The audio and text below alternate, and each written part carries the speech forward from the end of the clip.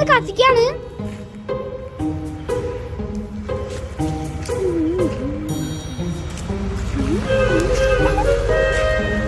നാല് വശത്ത് കത്തിച്ചിട്ടുണ്ട്. ഇനി നമ്മളെ പൊങ്ങോ നോക്കാം.